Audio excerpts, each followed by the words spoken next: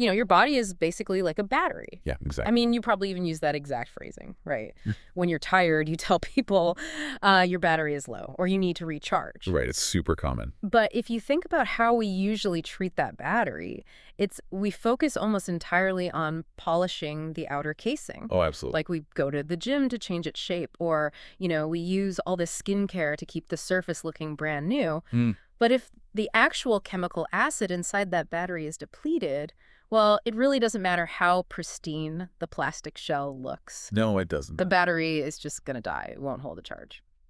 So what we're looking at today is what if human vitality relies on a literal physical chemical base for our life force? Which is a huge question. Right. And what if the everyday, completely normalized habits of our modern lives are constantly, quietly draining that precious internal acid away?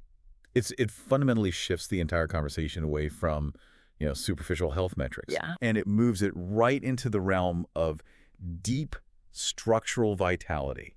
And I'm just so glad we're diving into this with you today. Me too. We're exploring a set of concepts that really challenge how we view energy, aging, and just the physical mechanics of the human body.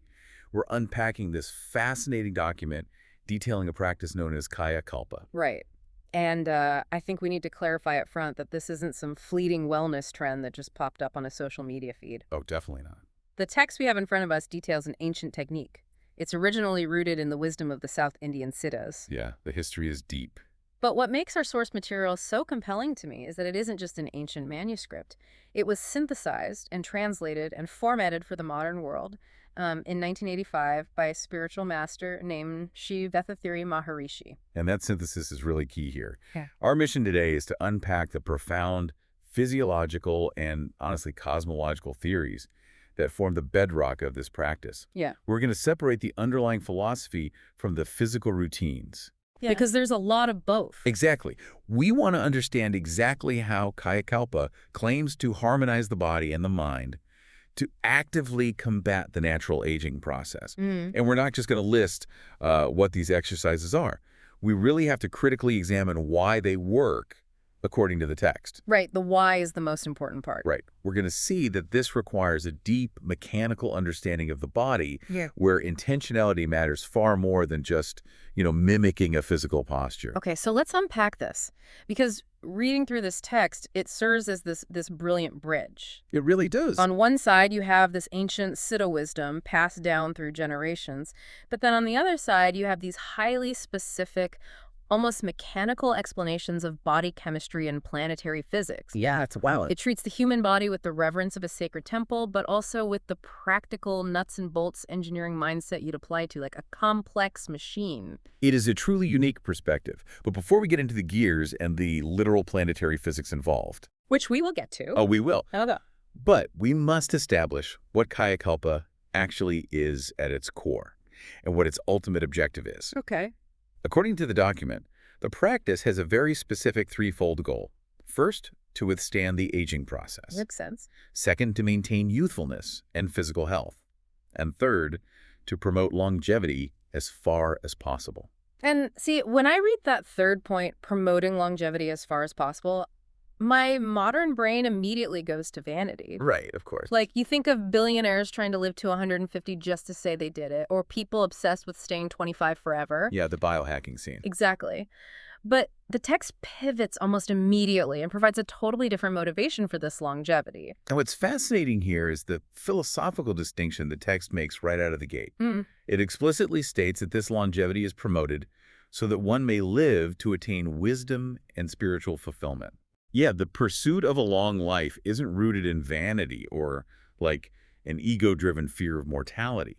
It is entirely pragmatic from a spiritual standpoint. Which is so refreshing. Right. You simply need time on earth to attain wisdom. Yeah.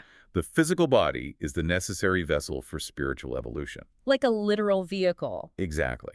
So maintaining the structural integrity of that vessel is a prerequisite for deeper fulfillment. Yeah. You cannot reach spiritual mastery if your biological machinery breaks down halfway through the journey. That reframes the whole endeavor. You aren't doing this to look good at a reunion. You're doing this because mastery takes decades of sustained, uninterrupted effort. Precisely. And the text makes another huge distinction here.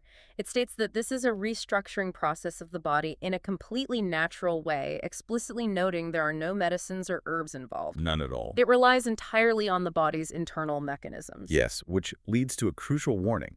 Sri Vethathiri includes in the introduction. He insists that the theoretical base of Kaya Kalpa is non-negotiable. He writes that this is an internal exercise requiring the active application of the mind. It is not simply a set of postures and movements that are to be learned by imitation. And I found myself stumbling over that a bit. How so? Well, we are so conditioned by modern fitness to just go to a class, see what the instructor is doing with their arms and legs, and just expect the physiological result. Right? Absolutely, just go through the motions. Yeah. But if I try to put an analogy to what he's saying, imagine trying to learn how to throw a massive sweeping curveball in baseball. Okay, I'm with you. You could watch a professional pitcher throw it 1,000 times. You Sure. can mimic the exact arc of their arm and the twist of their body. Right. But if you don't actually understand the unseen physics, like the specific pressure of the grip on the seams, the friction against the air, the exact millimeter of the release point, you're just chucking a baseball blindly. That's a great analogy. Thanks. So the text is arguing that doing Kaya Kalpa without the internal theory is like throwing blindly.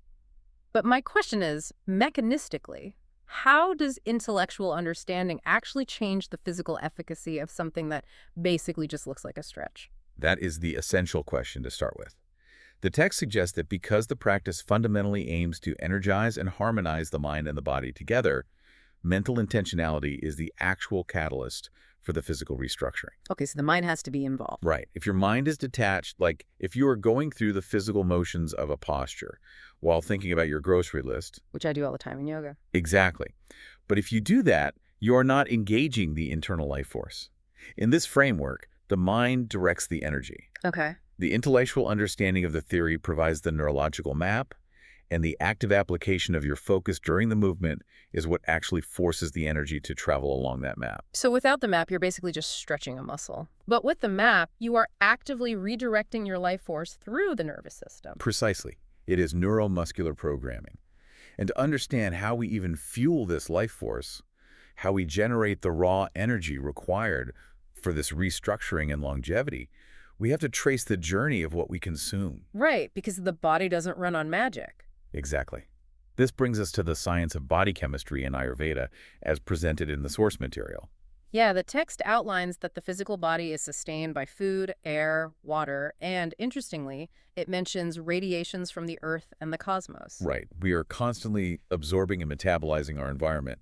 But the text really hones in on the Ayurvedic understanding of internal metabolic routines. That was wild to me. It describes a highly specific, multi-stage distillation process that our bodies perform continuously. The chemical elements we ingest are separated and synthesized in a very strict sequential order. And this sequence is so methodical. I want to make sure I have the mechanics of this right, so let's walk through it. Let's do it. It starts with the food we eat, which the body breaks down into digestive juices. Right. Then from those digestive juices, the body synthesizes blood. From the blood, it creates flesh. From the flesh, it creates fat. From the fat, bone. From the bone, marrow. Yes. And finally, from the marrow, the body distills what the text calls the sexual vital fluid. It is a remarkable cascading progression. The text explicitly states that according to the science of Ayurveda, each of these elements is extracted from the previous one.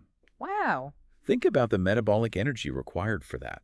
Therefore, this sexual vital fluid isn't just another casual bodily secretion. Right, it's not just sweat or tears. Exactly. It is a highly precious essence distilled at the absolute end of a complex, energy-intensive metabolic chain. And here's where it gets really interesting for me, because when you look at that 7-stage sequence, it perfectly mirrors the industrial process of refining crude oil. Oh, that's an interesting way to look at it. Right, like you pull this raw, sludgy stuff out of the ground, that's the food we eat, then you put it through a refinery.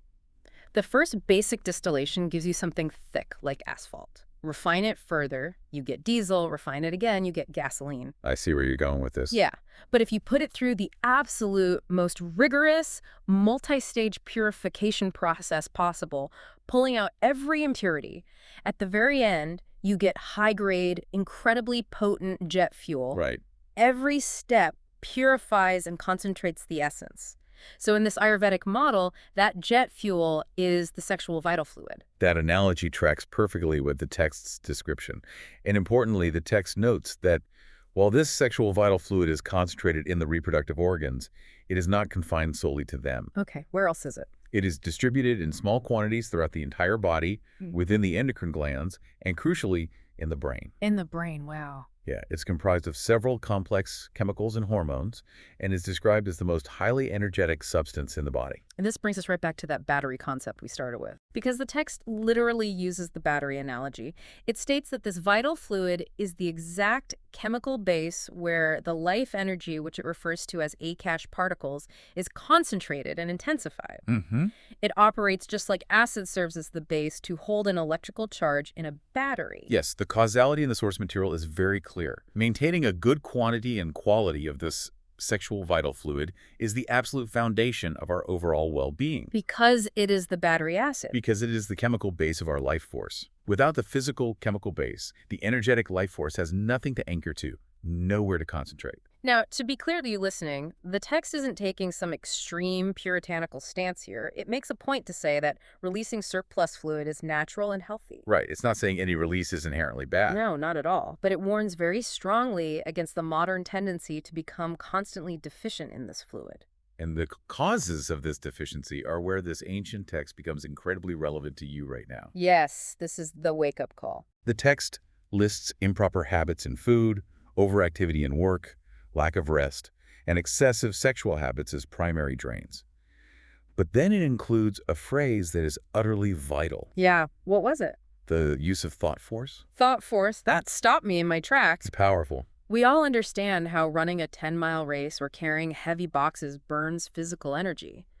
But the idea that overthinking, stressing, or just exerting heavy mental effort is a tangible energy drain. It's huge. It's physically depleting the jet fuel of our body. That completely changes how I view stress. If we connect this to the bigger picture, consider what happens on an average Tuesday. Okay, paint the picture. If you are constantly agonizing over emails, running hypothetical anxiety loops about the future, overanalyzing a conversation you had 3 days ago. Guilt as charged. Right.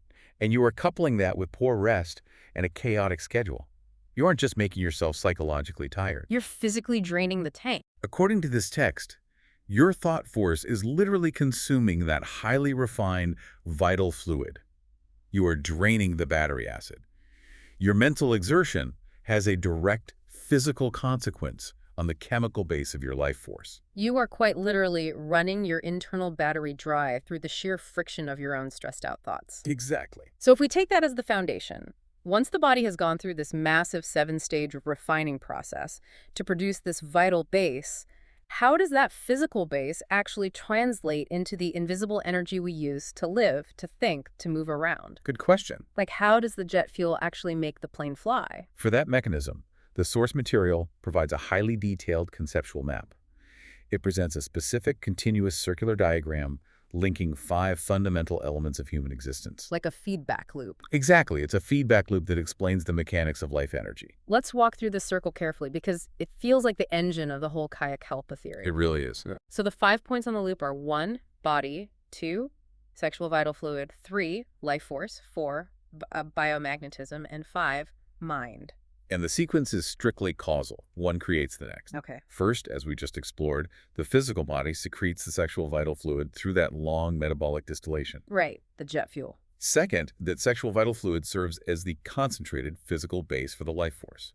Third, the life force, which the text describes as free energy particles, or Akash, in circulation, radiates a specific energy wave. And that wave is? That wave is called biomagnetism. Mm-hmm. Fourth, this biomagnetism is what actually carries out all the functions and actions of the 5th element, the mind, as well as the body. Oh, wow. And then the physical and mental actions loop back to affect the physical body, starting the cycle all over again. It's the transition between step 3 and 4 that I really want to poke at. The biomagnetism part. Yeah. Because it says the life force radiates biomagnetism. When a lot of people hear the word biomagnetism or magnetic waves in a health context, they might roll their eyes. Oh, for sure. Like, they think of something mystical, like a glowing aura that you need a special crystal to interact with.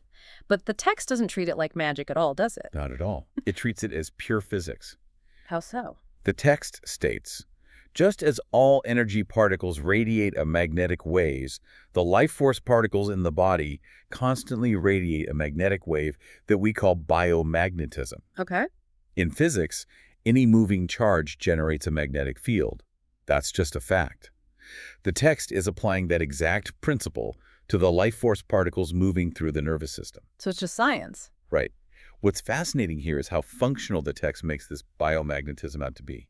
It defines it as the effector, the receptor, the recorder, and the reflector for every action, function, and experience, whether it is physical or mental. It's literally the operating system. Yes. It's not just a byproduct like heat off an engine. It is the medium through which you experience the world. It records everything you do and reflects everything you feel. Exactly. And the logical conclusion the text draws from this circle is absolute. Which is? You need a sufficient quantity of sexual vital fluid to anchor and charge the life force particles.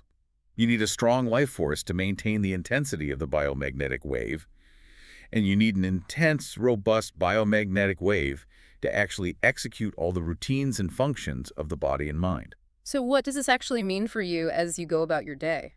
Let's take this theory and apply it to a real-life scenario. Okay, let's do it. Let's say you've been burning the candle at both ends. You're eating poorly, you're highly stressed, you're sleeping terribly. A standard modern week, basically. Yeah, exactly. So your vital fluid, your battery acid is depleted. Right. Because the acid is low, your life force particles aren't concentrated. Because your life force is weak, the biomagnetic wave it radiates is incredibly faint. Following.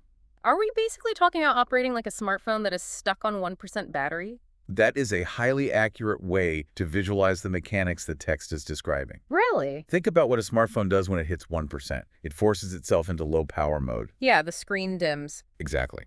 The screen dims, the background refresh processes stop, and if you try to open a heavy, demanding application like a video editor... The app just crashes. Right, the app crashes. Or the phone shuts down entirely to protect itself. The operating system, the biomagnetism, just doesn't have the juice to execute the commands? Precisely. The text makes it clear that maintaining optimum sexual vital fluid is the only way to keep the biomagnetic wave intense enough to sustain health and immunity. Wow. When your biomagnetism is weak, your mind becomes foggy, your immune system falters, and your body's internal healing routines start to crash, just like those heavy smartphone apps. That makes perfect sense. The circular diagram proves that every element is dependent on the preceding one. You simply cannot have a sharp mind and a robust immune system if the vital fluid base is depleted. The physics of the body won't allow it. Okay, so up to this point, we've been talking entirely about internal threats. Right, our own habits. The way our own habits, our diets, our thought forces drain our energy from the inside out. But this is where the source material takes a massive swing. Oh yes, the pivot. It doesn't stop at internal biochemistry. It introduces a massive external cosmic force that is actively working every single second of your life to tear your body's structure apart. Yes, this is where the text brilliantly transitions from internal biochemistry to planetary physics. It introduces the inescapable reality of the Earth's spin. I have to admit, when I first read this section, I was deeply confused, and then suddenly it made terrifying sense. That's quite a realization. Because we generally think of aging as microscopic cellular decay. You know, DNA mutating, telomeres shortening, cells just getting tired and failing to divide properly. That's a standard biological model. But the text describes aging as a literal, physical, structural separation caused by the rotation of the planet we are standing on. It is a highly unique, macro-level physiological perspective.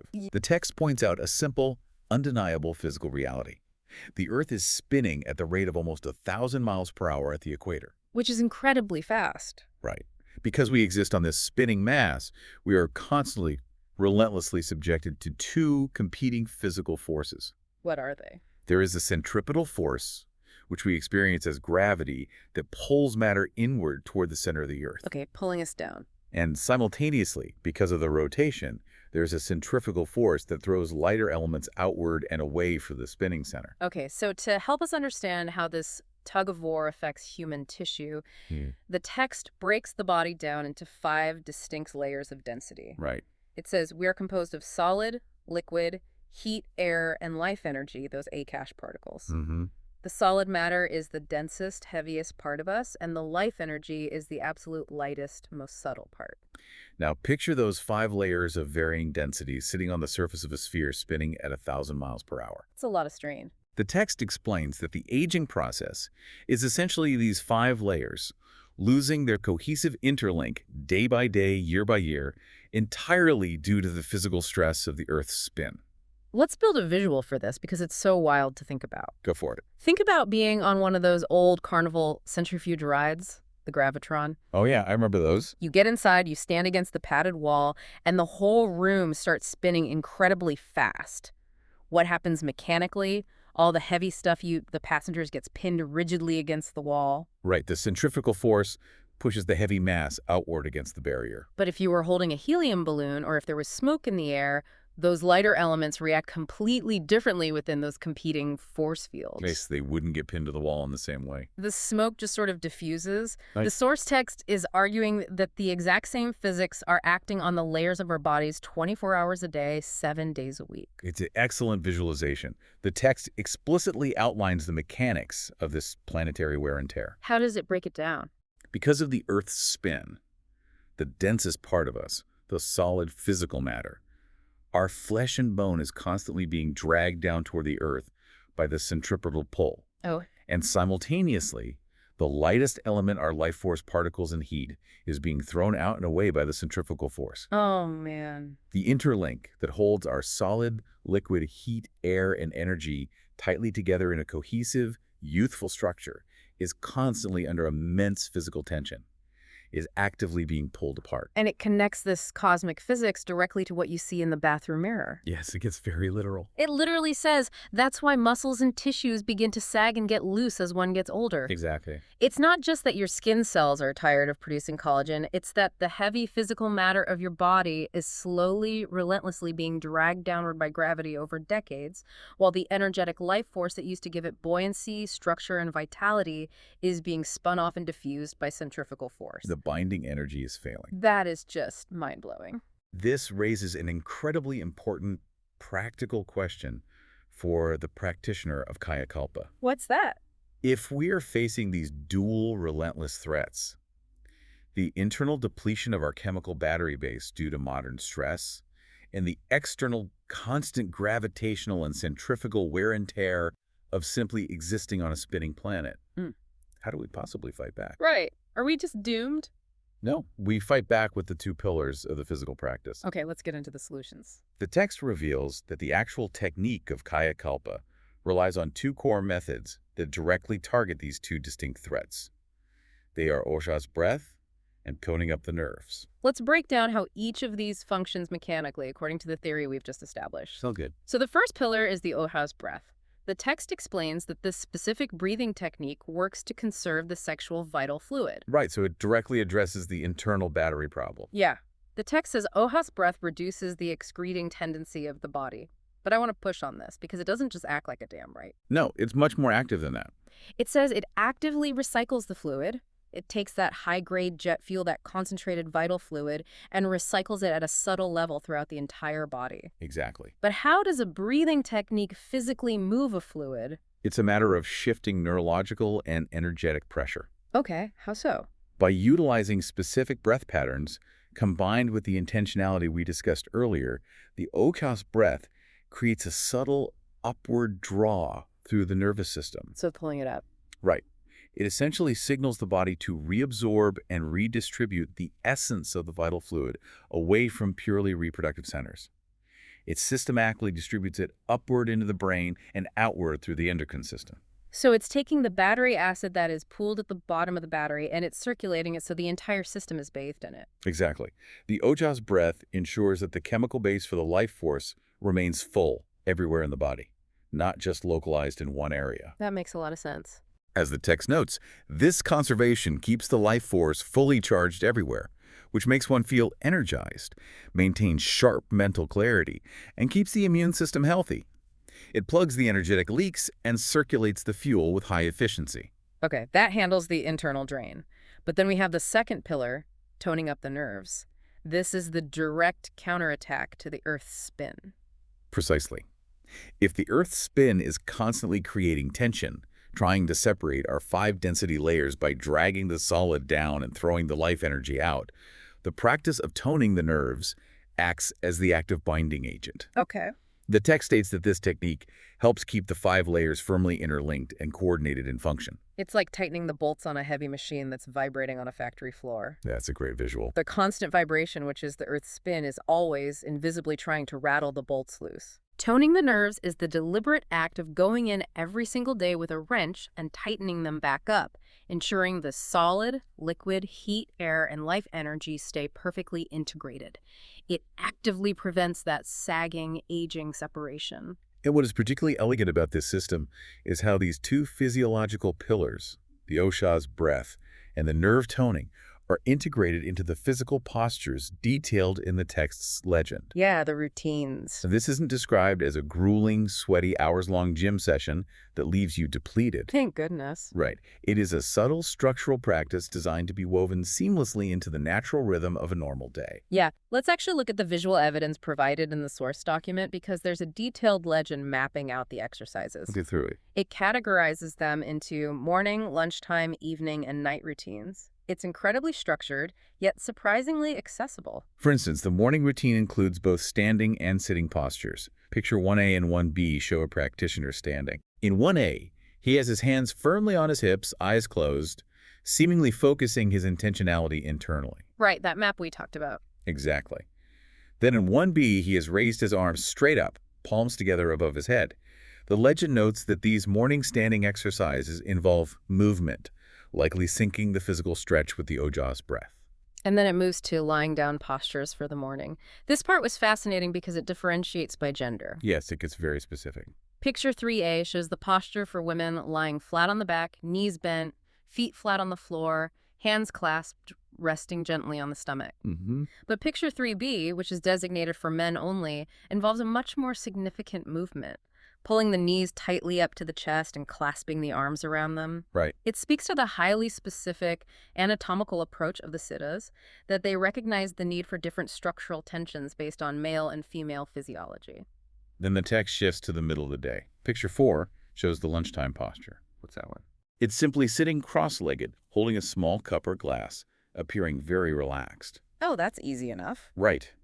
The evening routine in pictures 5A and 5B shows a standing posture again, but this time standing sideways against a wall, with one arm raised, straight up touching the wall, first stretching the right side, then the left.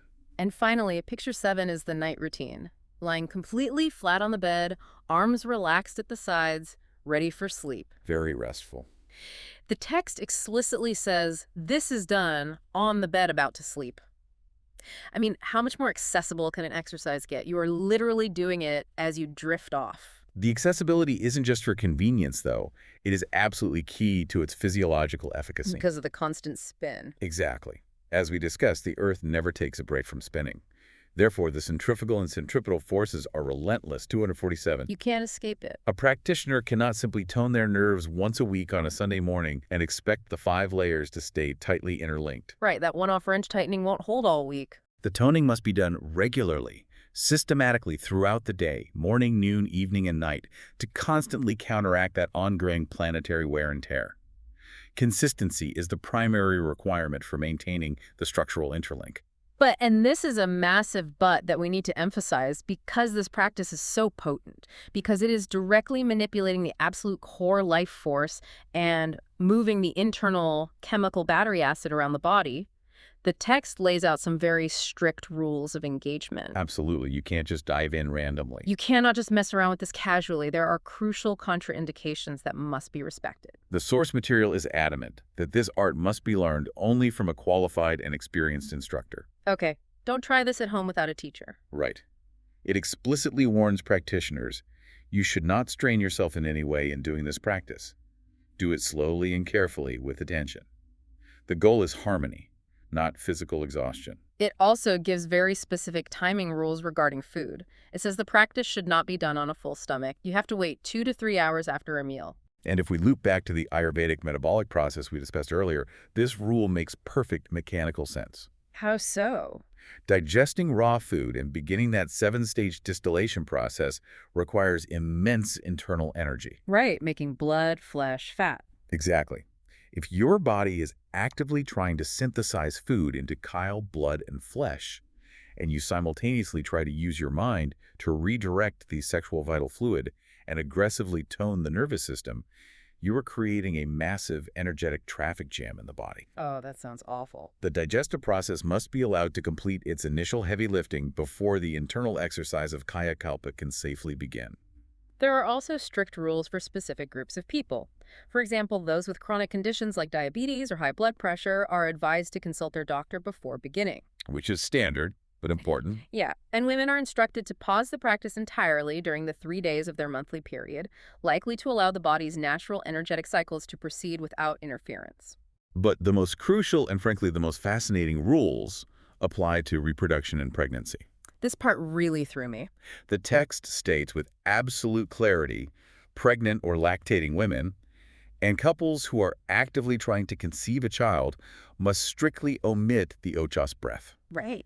They are only allowed to do the toning up nerves technique. Okay, I really want to dig into this one because on the surface, it seems totally counterintuitive. I know, it really does.